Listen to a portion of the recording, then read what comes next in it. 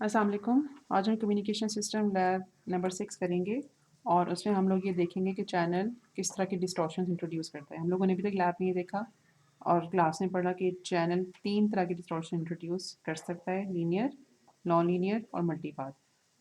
अभी हम इसके बाद नेक्स्ट स्लाइड पे लीनियर डिस्टॉर्शन की इफ़ेक्ट्स जो वो टाइम डोमेन सिग्नल और फ्रीक्वेंसी डोमेन सिग्नल पे डालता है और उसके बाद फिर इसी तरह से नॉन लीनियर डिस्टॉर्शन और मल्टीपार्ट डिस्टॉर्शन, इन तीनों के इफेक्ट्स इंडिविजुअली हम लोगों ने ट्रांसमिटेड सिग्नल के ऊपर और रिसीव्ड सिग्नल के ऊपर चेक करने कि वो टाइम डोमेन सिग्नल को किस तरह से इफेक्ट करते हैं और फ्रीक्वेंसी डोमेन सिग्नल को किस तरह से इफेक्ट करते हैं।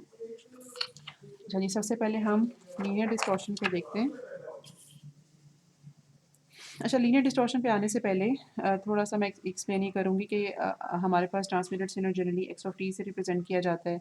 इस बॉक्स को मैंने चैनल का नाम दिया और इसमें से गुजर के जब सिग्नल जब रिसीवर पे पहुंचेगा तो इसको हम वाई ऑफ टी का नाम देंगे। चैनल का फ्रीक्वेंसी रिस्पांस एक बेसिकली मैथमेटिकल एक्सप्रेशन होता है। उस मैथमेटिकल एक्सप्रेशन में हम जब भी ओमेगा के वैल्यू डालते हैं तो हमें एक कॉम्प्लेक्स नंबर मिलता है, ठीक है? क्योंकि फ्रीक्वेंसी डोमेन में हमेशा हमें दो चीज़ों की रिक्वायरमेंट होती है या दो चीज़ों से मिलकर एक फ्रीक्वेंसी डोमेन कंप्लीट होती है। वो जो दो पैरामीटर्स हैं that R phase and amplitude, ठीक है? टाइम डोमेन में फेज और एम्पलीट्यूड बेसिकली एक एक्सप्रेशन से या एक न्यूमेरिकल वैल्यू से हमें पता चल जाते हैं। लेकिन फ्रीक्वेंसी डोमेन में बेसिकली हमें दो प्लॉट्स चाहिए या दोनों इन्फॉर्मेशन बेसिकली हमें अलग अलग चाहिए होती हैं। इसलिए जो एच ओमेगा में की जो न्यूमेरिकल वैल्यू होती है वो एक कॉम्प्लेक्स नंबर होता है, क्योंकि कॉम्प्लेक्स नंबर बेसिकली इस्तेमाल होते हैं जब हम लोगों ने दो इन्फॉर्मेशन एक सिंगल नंबर के थ्रू देनी है, ठीक है? तो वो जो दो नंबर्स होंगे बेसिकली किसी भी कॉम्प्लेक्स नंबर में they will be magnitude and phase. Ideally हम ये चाहते हैं कि जो मैग्नीट्यूड है वो 1 हो।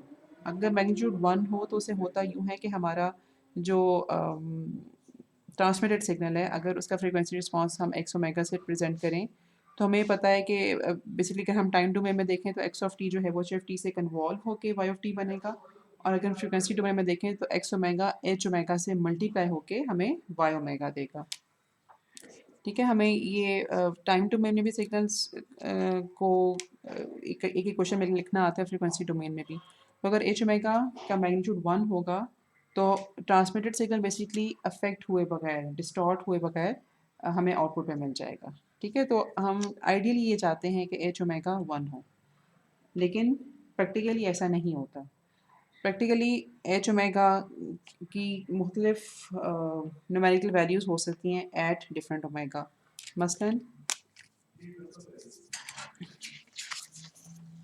ये पॉसिबल है, जैसे हम लोगों ने पिछली दफ़ा फ़िल्टर्स डिज़ाइन करने सीखे थे, तो एच ओमेगा भी बेसिकली एक फ़िल्टर की तरह का होता है और जो कि अगर हम एक प्रैक्टिकल फ़िल्टर की बात करें तो सॉरी आइडियल फ़िल्टर की बात करें या आइडियल चैनल की बात करें तो उसको इस तरह का होना चाहिए। वो ज़ीरो से लेकर जो भी हमारी मैक्सिमम पॉसिबल फ्रीक्वेंसी है उसको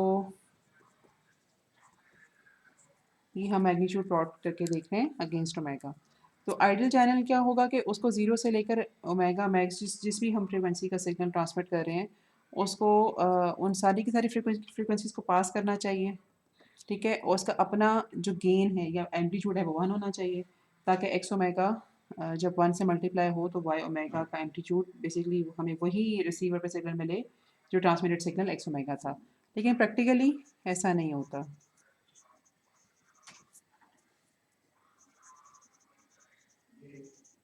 अगर हम प्रैक्टिकल चैनल की बात करें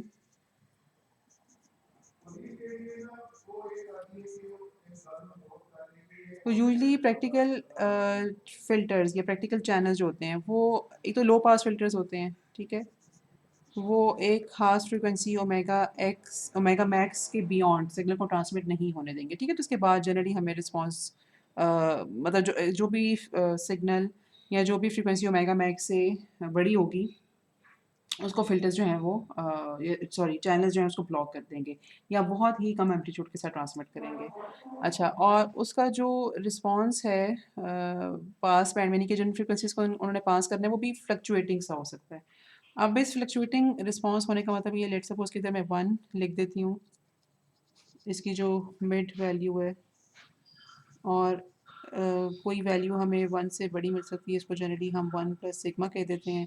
कई जगह पे ये 1 से छोटा होगा, इसको हम 1 माइनस सिग्मा कह देते हैं। तो इसका मतलब ये है कि कुछ फ्रीक्वेंसीज़ जब ट्रांसमिट होंगी तो वो उनका एम्पलीट्यूड कांस्टेंट रहेगा, यानी कि जो भी एक्स ओमेगा का एम्पलीट्यूड है, अगर उन फ्रीक्वेंसीज़ के ऊपर एच ओमेगा 1 होता है तो वाई ओमेगा का एम्पलीट्यूड एक्स ओमेगा जैसा होगा। लेकिन अगर जैसे कोई कुछ फ्रीक्वेंसीज़, लेट्स सपोज़ कि हम लोगों ने ये हमारे इनपुट की फ्रीक्वेंसी है ओमेगा 1, तो ये फ्रीक्वेंसी जब चैनल से ट्रांसमिट होगी तो हो सकता है कि इसका एम्पलीट्यूड गुजरते गुजरते चैनल से ज़्यादा हो जाए, और जब हमें रिसीवर पर ये सिग्नल मिले तो एम्पलीफाइड एम्पलीट्यूड के साथ हो। इसी तरह से ये फ्रीक्वेंसी, लेट्स सपोज कि इसको थोड़ा हमें और डिप इसमें बना देते हैं। ये फ्रीक्वेंसी ओमेगा 2 जब इनपुट के से ओमेगा 2 ट्रांसमिट होगी और जब चैनल से ये गुजरेगी, तो हो सकता है कि बल्कि हमें देख के पता चल रहा है कि चैनल इसमें डिस्टॉर्शन क्रिएट करके इसके एम्पलीट्यूड को अटेनुएट कर देगा, और हमें रिसीवर पे ये कम एम्पलीट्यूड के साथ ये फ्रीक्वेंसी मिलेगी। और इसी तरह से अगर कोई फ्रीक्वेंसी लेट्स सपोज ओमेगा 3 उसकी वैल्यू है, तो हमें देख के ही पता चल रहा है कि जो भी उसकी ट्रांसमिटेड सिग्नल का एम्पलीट्यूड था, ओमेगा 3 का जो एम्पलीट्यूड था, वो चैनल से ट्रांसमिट होने के बाद जब ये फ्रीक्वेंसी या ये सिग्नल जिसकी फ्रीक्वेंसी ओमेगा 3 है रिसीवर पे पहुंचेगा, तो या तो रिसीवर हमें कुछ नहीं होगा, या हमें बहुत ही इसका एम्पलीट्यूड कम होगा, क्योंकि प्रैक्टिकली चैनल्स लो पास फिल्टर्स के तौर पे बिहेव करते हैं, और जिन फ्रिक्वेंसीज़ को वो पास भी करते हैं वहाँ पे भी उनका जो पास बैंड रिस्पॉन्स है वो कांस्टेंट रहने की बजाय फ्लक्चुएट करता जाता है, जिसकी वजह से कुछ फ्रिक्वेंसीज एम्पलीफाई होकर पहुँचती हैं, कुछ फ्रिक्वेंसीज अटेनुएट होकर पहुँचती हैं, और कुछ फ्रिक्वेंसीज ऐसी होती हैं जो कि उसी एम्पलीट्यूड के साथ ट्रांसमिट हो जाती हैं। अच्छा, जब चैनल इस तरह की डिस्टॉर्शन इंट्रोड्यूस करता है सिस्टम्स में या सिग्नल्स में, सॉरी, जब चैनल इस तरह की डिस्टॉर्शन इंट्रोड्यूस करता है सिग्नल्स में, तो हम ये कहते हैं कि ये लीनियर डिस्टॉर्शन है, जिसमें हर इनपुट का हर कंपोनेंट, हर फ्रीक्वेंसी कंपोनेंट एक मुख्तलिफ एम्पलीट्यूड को एक्सपीरियंस करता है। ठीक है, चैनल से गुजरते हुए हर फ्रीक्वेंसी कंपोनेंट एक मुख्तलिफ फैक्टर से अटेनुएट होकर या एम्पलीफाई होकर गुजरता है। तो इस तरह की जो डिस्टॉर्शन होती है, जिसमें जो पास बैंड का एम्पलीट्यूड है वो कांस्टेंट नहीं होता, उसको हम एक लीनियर डिस्टॉर्शन चैनल कहते हैं। ठीक हो गया। अच्छा, जो आप लोगों का पहला ट्यूटोरियल है वो इस चीज़ के बारे में, जहाँ पे हम मुख्तलिफ फ्रीक्वेंसी कंपोनेंट्स जनरेट करेंगे। एक हम रैंडमली जनरेटेड, एक हम मतलब एक फ़िल्टर लेंगे बेसिकली, शायद काइज़र विंडो के नाम से वो फ़िल्टर है। हम अज़्यूम करेंगे कि वो जो हम लोगों ने काइज़र विंडो के नाम से फ़िल्टर लिया है वो हमारे चैनल का रिस्पॉन्स है, और हम उसमें से मुख्तलिफ फ्रीक्वेंसी कंपोनेंट्स गुजारेंगे, और फिर हम देखेंगे कि जब वो रिसीवर पे रिसीव होते हैं तो उन सब का एम्पलीट्यूड एक दूसरे से डिफरेंट होता है, या एटलीस्ट इस वक्त हम लोगों ने इसको ट्रांसमिट किया होता है उससे उस वैल्यू से उसकी जो है ना रिसीव्ड सिग्नल की वैल्यू वो बदल जाती है। ठीक है, तो इस तरह की डिस्टॉर्शन होती है लीनियर डिस्टॉर्शन। अच्छा, जब हम बात करते हैं नॉन लीनियर डिस्टॉर्शन की,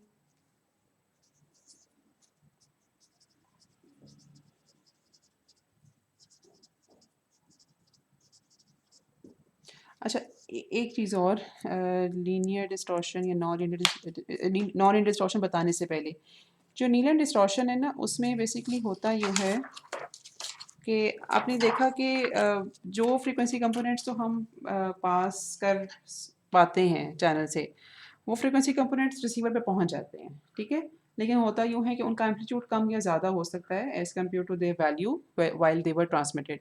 तो इसका मतलब ये है कि जो लीनियर डिस्टॉर्शन है ना, वो फ्रीक्वेंसी कंपोनेंट्स में इतना ड्रास्टिक चेंज नहीं लाती, मतलब वो फ्रीक्वेंसी कंपोनेंट्स पहुंच जाते हैं, लेकिन उनका एम्पलीट्यूड मतलब कम या ज़्यादा हो सकता है, लेकिन जो स्पेक्ट्रम है जनरली उसमें कुछ बहुत ज़्यादा चेंज नहीं आता।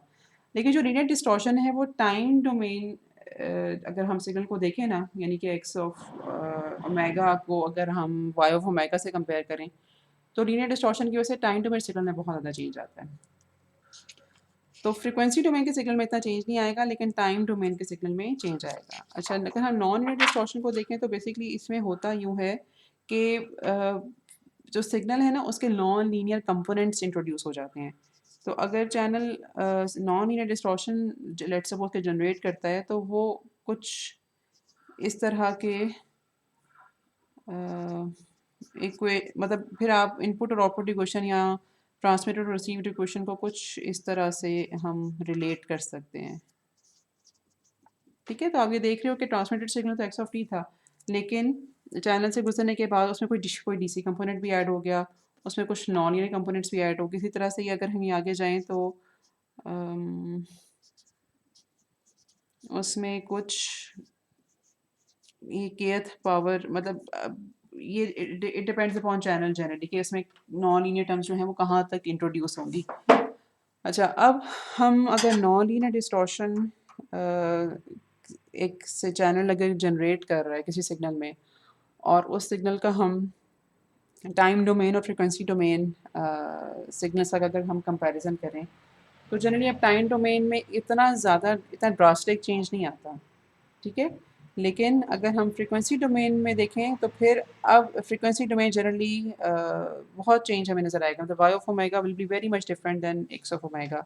And why it is so because आपको ये पता है, आपने ये पढ़ा है कि जब हम सिग्नल को मल्टीप्लाई करते हैं और किसी और सिग्नल के साथ, फॉर एग्जांपल अगर हमारे पास एक सिग्नल की बैंडविड्थ बी है, ठीक है, और अगर हम इसी सिग्नल को स्क्वायर कर लें यानी कि एक्स ऑफ टी को एक्स ऑफ टी से ही मल्टीप्लाई कर दें, तो इसकी बैंडविड्थ इंक्रीज़ हो जाएगी।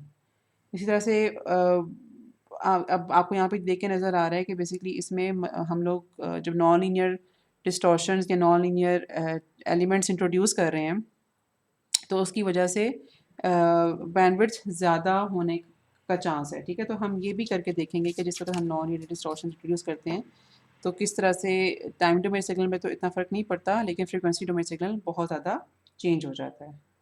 ठीक है, अच्छा, जो तीसरी तरह की डिस्टॉर्शन जो हम लोगों ने जिस पे काम करना है आज, that is multi path distortion.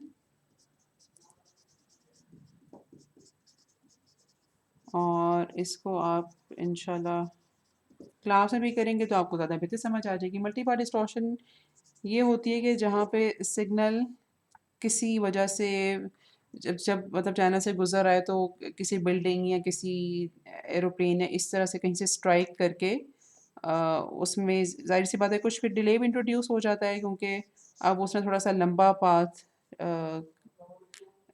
Cover करना है रिसीवर तक पहुंचने के लिए। ठीक है, रिसीवर पे जो सिग्नल हमें मिलता है उसको हम वाई ऑफ टी कहते हैं।